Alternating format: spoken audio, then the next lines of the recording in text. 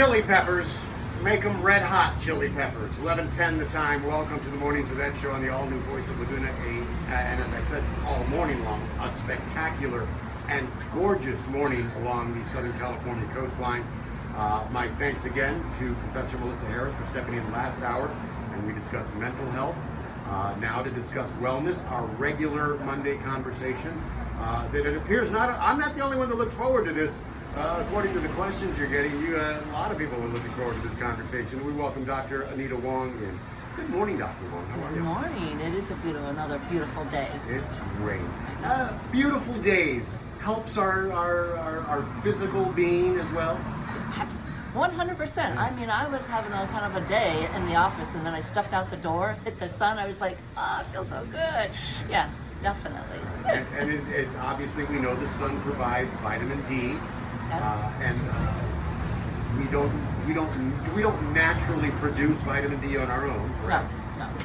So not even a good light in the house. No, I mean, and you definitely need vitamin D, and what people don't, what I actually learned in my conference that I just went to is that, because sometimes I have people who just don't make enough. They lay in the sun, and they're just, they brown, they tan, but their vitamin D is never elevated. I mean, there's also biomarkers that if you don't convert it, so that's another mutation that's there, the VDR, so we sometimes check that, I'll check that, but if that marker's normal and you're still not, but inflammation because of the pathway, so usually the common one that they measure is 25 hydroxyl something vitamin D, and then it converts to another format, then it makes the active form is just 125, which we don't normally measure. So I kind of want to measure one because that's the more active one, but it's that transition from the one that the 25 through another metabolite, then that transitions to the active one. That conversion is inhibited by inflammation. Okay. So if you're vitamin D, you're taking the supplements, and you're laying in the sun, and every time you still go check and it's not going up, maybe you need to change your diet or do something because your inflammation is knocking that pathway down. I want to talk more about inflammation, but I want to, maybe this is the first dumb guy question of our conversation. So we lay in the sun gives us vitamin D. How do we convert that? What part of our body manages the vitamin D that we get from the sun? Good question. I know it's a cellular mechanism, it's biochemistry. I don't know exactly where in the mitochondrion or what cell or where it's actually happening, but it's at the cellular level that transition is happening, but I'd have to. Okay. All right, well, thank you. I feel better that it wasn't a dumb question, really. So let's look at inflammation as a contributor to chronic disease. Chronic disease could be something, as I mentioned, what's a skin condition? Psoriasis. Inflammation is the cause of psoriasis, or it's a symptom of psoriasis? I mean, inflammation is what we now recognize causes disease. So even heart disease, now even the American Heart Association, they recognize that inflammation is the root cause of the cardiovascular problems. So inflammation, wherever what I always say is your Achilles heel, is where you're going to develop that. So let's say in your genetic makeup that whatever you're doing, you're creating inflammation, and you have that gene that flips on and you cause psoriasis, or you flip it on and it causes Parkinson, or you flip it on and it causes atherosclerosis, which is, and then clogging up your arteries. So it's just, inflammation can be creating disease anywhere, but in your family genetics and your makeup, it depends on where that's going to hit home. Okay. And you just said something that just kind of made my jaw drop open, that inflammation may be a contributing factor to Parkinson's. Oh. Well, I didn't know that. Yeah, wow. well, I think majority of the diseases are. I mean, well, Parkinson is key, is that is gut.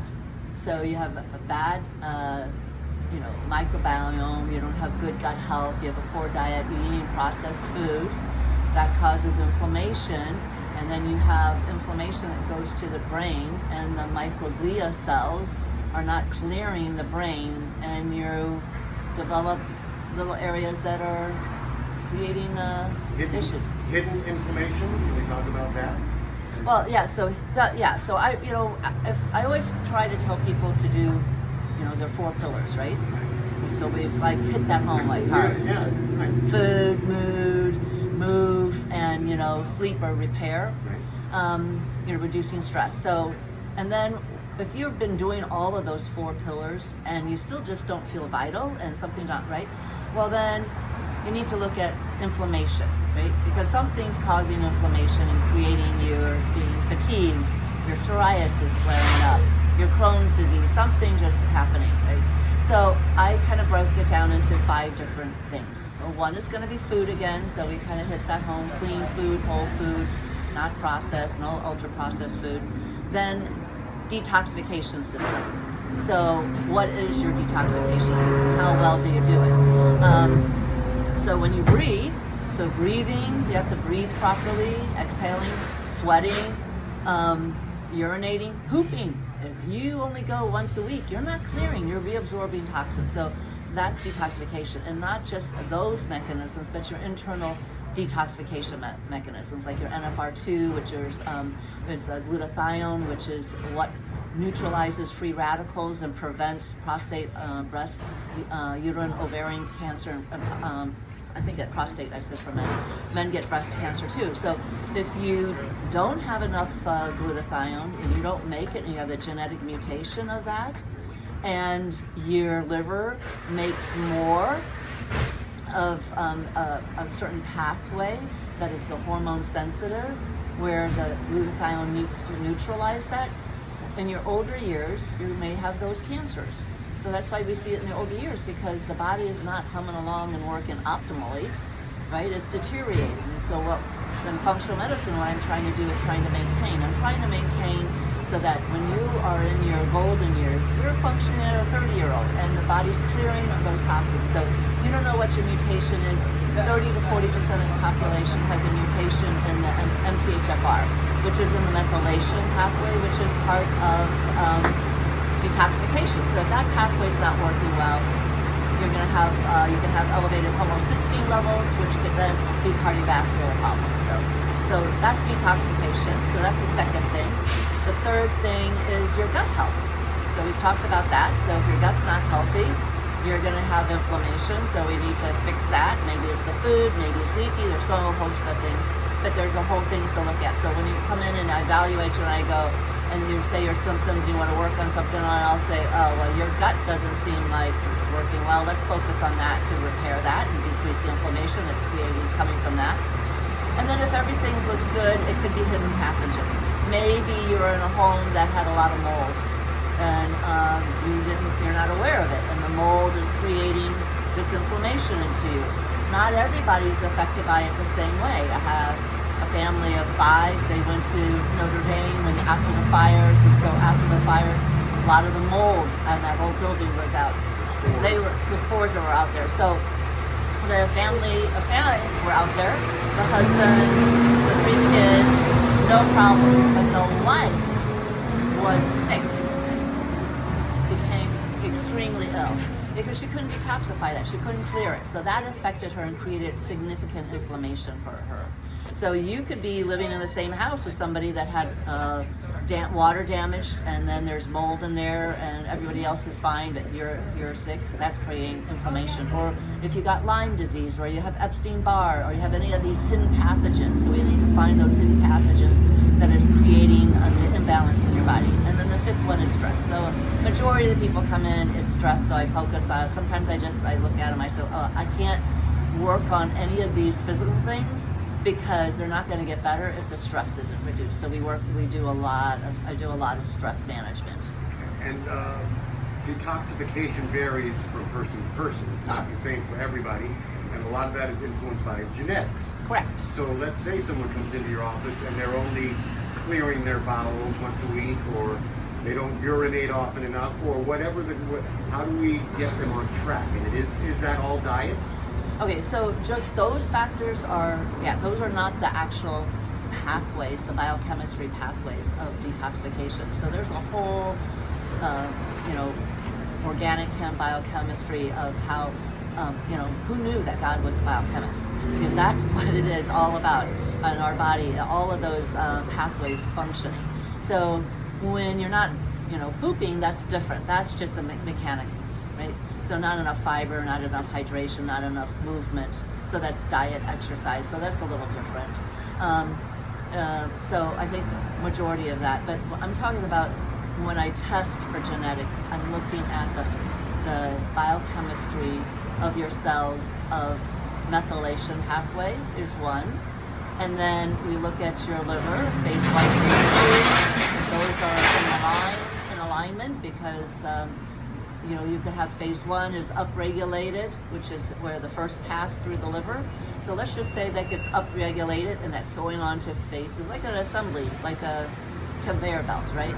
And the conveyor belt's going along and you got those packages and the person's picking them up, no problem. And so somebody just speeds up that conveyor belt a little bit. Like Lucy and Ethel. Yeah, exactly. And now the conveyor belt's going faster and you got to pick up those packages quicker, right. And you miss a few, right. And it's just getting, so the phase 1 is too fast for phase 2 to keep up.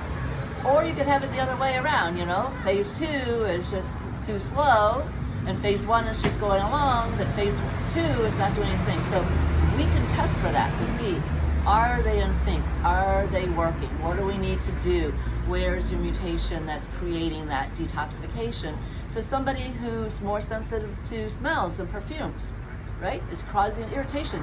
Other people saying, oh, glorious, how wonderful that is. Another person says, I can't tolerate it, it gives me a headache. That's because their body can't process it, right? So it's their detoxification system that's going in there that's genetics-wise. Of the 5 factors that you mentioned, is treating stress probably more difficult because it's not stress, it's trauma. And I would imagine that someone who's in a constant state of stress is really tough to work on, just being mindful, a little more mindful. I would imagine that's the tough. Yeah, I think it took me 2 years with this one lady because she was certain it was her thyroid. She's certain it was, a whole host of things. But I was like, oh, stress is it. It's stress. It took a while for her to become aware. So many times that people, when they come in, they're symptom aware, right? If they're symptom aware and I can just say, for example, you say, oh, I got a cold, I got a runny nose, I can't get rid of this cough. It just seems to be lingering on. I don't know if it's allergies. I don't know what's going on. And then I'll listeners, I was like, well, oh my goodness, you have a pneumonia. You have a pneumonia and we need to, treat this and take care of that because it's not going away, right? So but they don't know what those symptoms are equating to. So then you have the diagnosis. So it's okay if they go, yeah, I know, I got a lot of stress, right? Okay, they're already aware, so we can work. It's the ones who come in who's unaware. Oh no, I'm type A, I love it, I move, I gotta go, I gotta run, I gotta do these things, I gotta be on the move all the time. Oh no, I don't want to do it. Those people are unaware that they have stress because they manage it well, they feel okay, right? But their body is gonna break down eventually, right? So those people are difficult because I'm trying to make them aware that this is a situation, but they're gonna go focus on everything else. They said, well, I just seem to be tired. I'm like, well, you're stressed out. You only sleep 2 hours a day. Like, oh no, but it's got to be something else, right? Right. So it's that. So stress can be hard but then once we identify the stress, then there's tools, mechanisms, so many ways to do it, and you've got to find the right one that resonates with you. Can someone, and I know that people say, I just worked out to get rid of stress. Can you actually work out and get rid of stress, or do you have to, is that just too easy, too simple? Okay, so that's a good one. So that's a yes and no question. So so if you just imagine that our bodies still haven't changed that much, right? So we're this cave person running away from the panther, right? And that panther's chasing us. Right now, when you're a cave person and you got away from the panther, you felt good. But now our panthers is the emails, it's the luncheons, it's the weddings, it's the whatever it is, the deadlines at work. You're not escaping them, right? So they're just constantly there. So if you're in an open plain running and staying ahead. Now, when you're in your 30s, you're way ahead of that panther. As you get older, that panther's up more closer on your heels, and you're like, oh my God, I can't seem to keep up with this panther, right?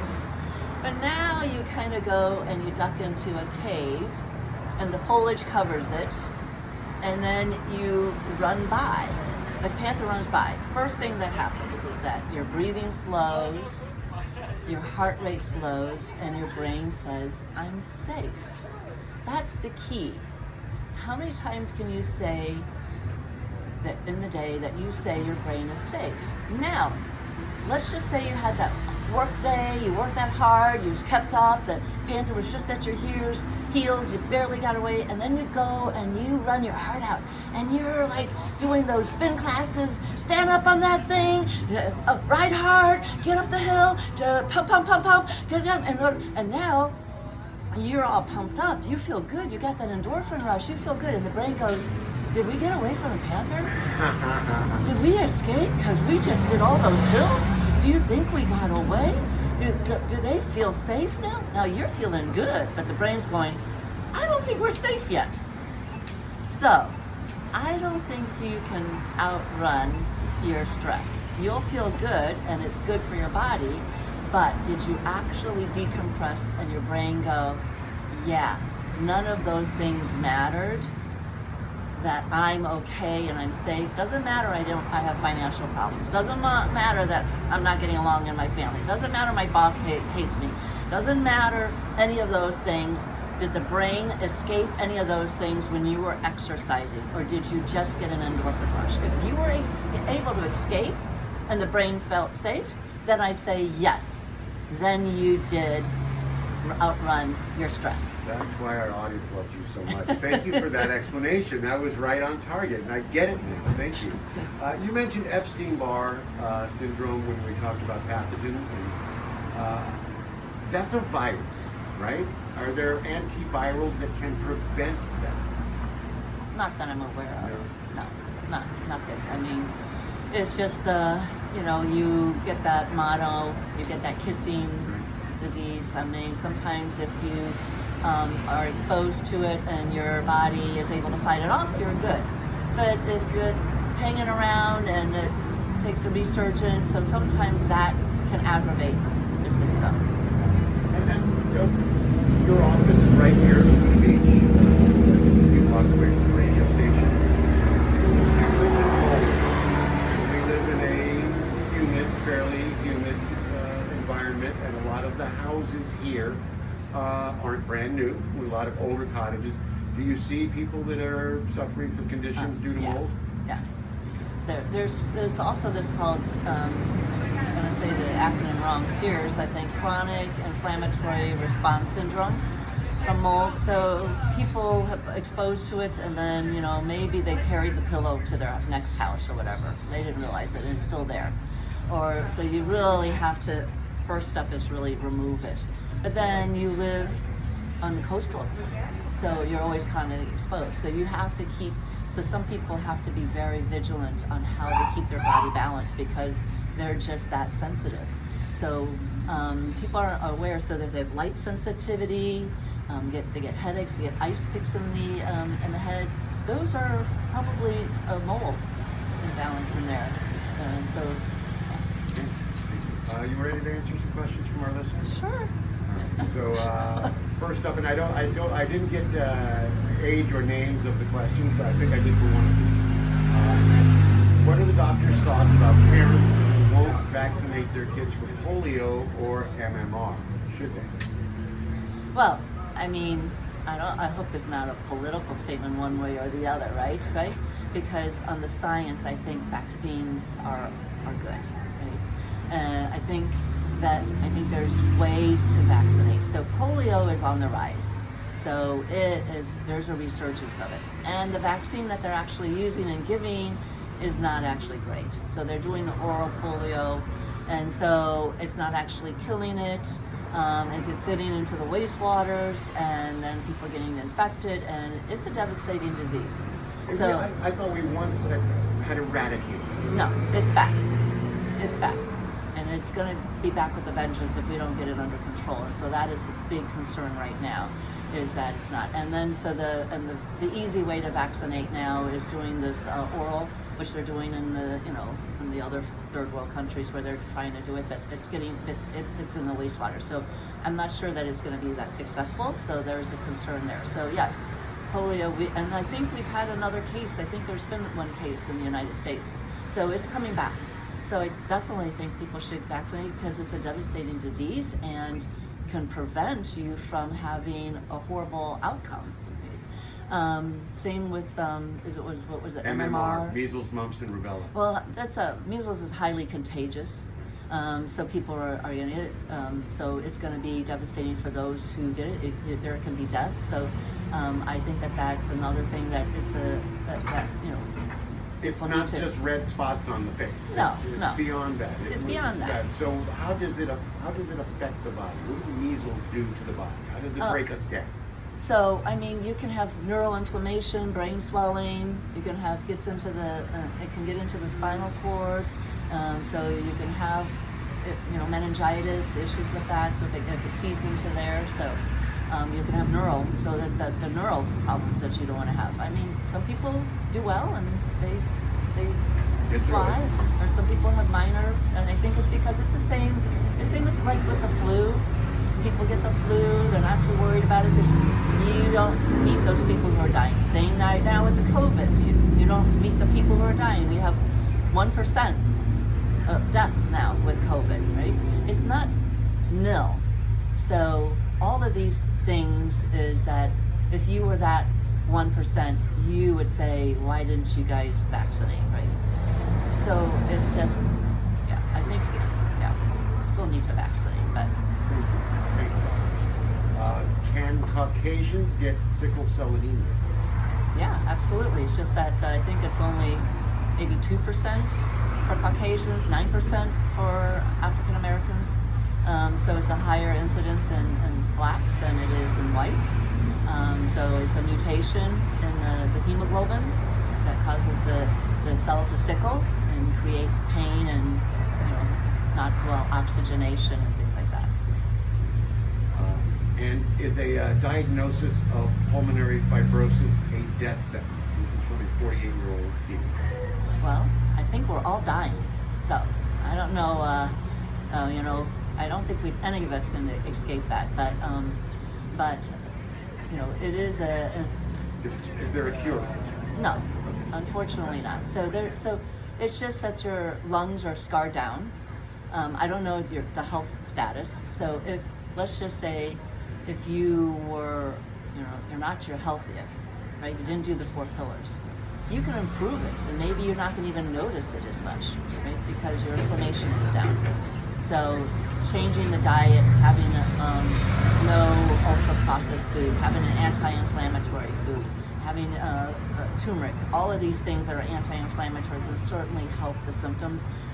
If you didn't move, if you did exercise and increase whatever reserves of the lungs, of that undamaged portion of the lungs, to increase their capacity to take over the scarred down portion of the lungs, so you can actually benefit. Learning how to breathe and using the lungs can just actually improve. So I think those are some of the things that you can do with it that are just not conventional side of it. But so diet, exercise, managing your stress. So stress is also a big thing and too. Just as a description of the condition itself, is it almost a crystallizing of the lungs?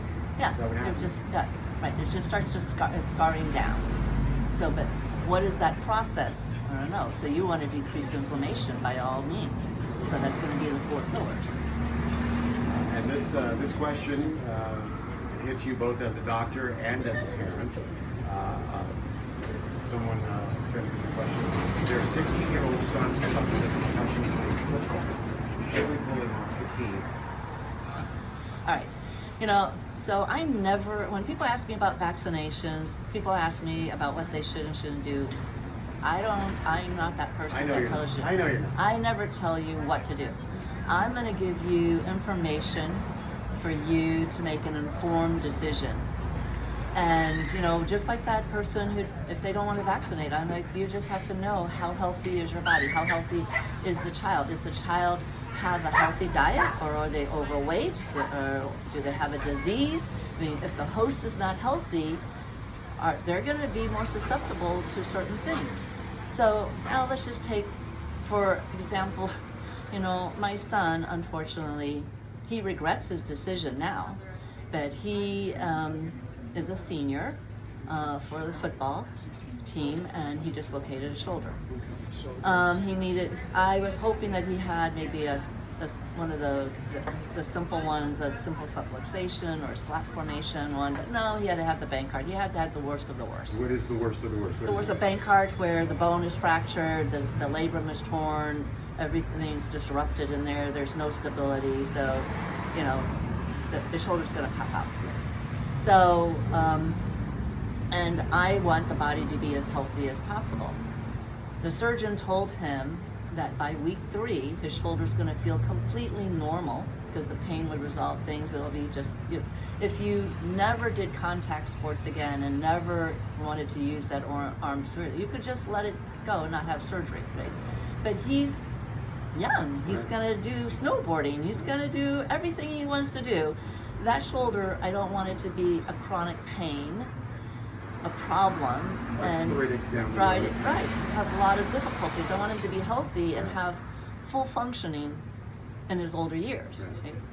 He's young. He does not think about the years and 20 years down the line with him. He's talking about here and now, right? But at least he had the wherewithal to understand, because the surgeon said, it's going to feel normal in week 3, but if you play right now, when I'm going to do surgery, I'm going to say you're going to be 90-95% good, and that'd be success rate. If you play and injure it and it comes out, the surgery's going to be more difficult, and the success rate would be less than 80%, which is still good, but not great. But it's not 90-95%. No. Right. When he heard 95%, he said, that's pretty much back to normal. I can still play after the fact. His cousin, who is a quadriplegic, he could not fully recover. He said, I can fully recover from this. I'm going to do the surgery. But now, the team is CIF winner. Right. He was the senior. A few people were injured. Juniors are coming up to play. He would have been the senior playing as a receiver. It's torture, and he regrets his decision. 100% regrets his decision. But I always say it's about your regret. I said, right now, you regret this decision, and now this is severe emotional trauma. So we're going to have to do some work for him because of the emotional trauma that he is experiencing now. But to me, I feel like that he made this decision. I said, if you want to play, you play. But that's their decision, knowing that you could have a health consequence to your shoulder for life that could be that you're going to be pain. So now, when he does a movement, he has severe pain. I said, oh, imagine that pain 24/7. 20 years from now. That's what it's going to be like. Because right now he's emotionally in pain, but he's not in any, because we did a lot of work, so he had no physical pain. So now he's regretting his decision. But I told him when you had to make that decision, what would you regret worse? That you can't use this shoulder, your snowboarding's not as good, you have chronic arthritis, you can't use all that.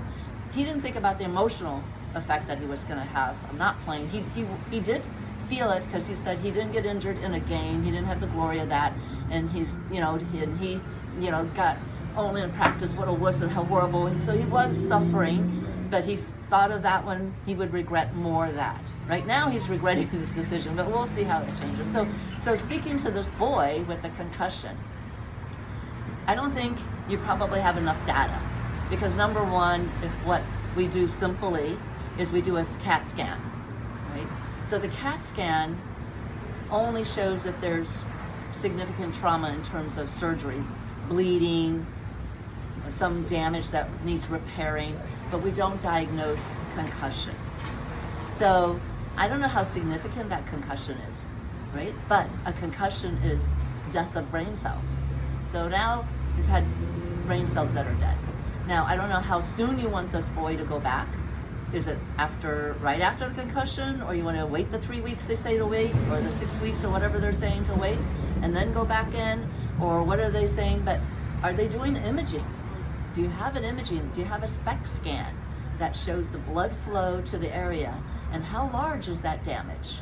How significant it is. That's going to be information that's going to get that you're going to be able to know and make a decision. Because if you saw a big hole in your boy's brain that doesn't have oxygenation and blood flow, and you're seeing that his memory's a little off, or he's having headaches, or he's having confusions, or having difficulty focusing, what would be your decision? Right? Do you have enough data to make that decision just to say, should he play? Yeah, he's going to have more head injury. He's going to have more damage. How bad is the damage now? I don't know. Yes or no? So I would say, is he going to regret having post-concussive syndrome in the futures because he had more? Or you're going to regret and have the emotional trauma that my son is having because he didn't get to play in the glory days of high school? Who knows what's the right answer? Can brain cells regenerate, or once they're gone? Oh, they're yes. gone? Okay. So if you do the right diet, the right nutrients, the right supplements, oxygenation, hyperbarics, do all these therapies, you can improve it. But do you have a SPECT scan to even know the blood flow and how well the brain is functioning? Unlikely, because very rarely do people actually do those. Very, very, very concise. Thank you.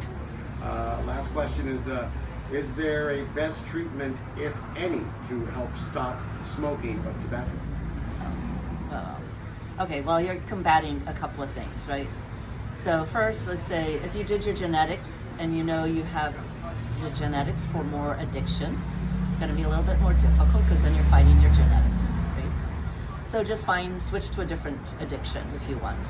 If it's a habit, right, then you got to change the habit, right? If it's not an addiction and it's just something you like and you create a habit, so those are how those people do cold turkey, right? They're not an addictive personality. It's a habit they decided they don't like anymore, and they decided that they're going to stop. So the first step is you have to make the decision you want to quit. So if you haven't decided and just people are just talking at you, I always tell my patient, do you want to keep smoking? And they go, yeah, I kind of like it. I don't see the downside. Do you know it's creating these problems? Yeah, I know. But then, I saw somebody who lived to be 100 who didn't have it, right? I always do that. Yeah. Right? Well, that's their genetics. Do you know your genetic makeup? Right? So, depends, do you have enough information to make the decision? So, let's just say this person is not having an addiction issue. Let's say that it's just a habit issue.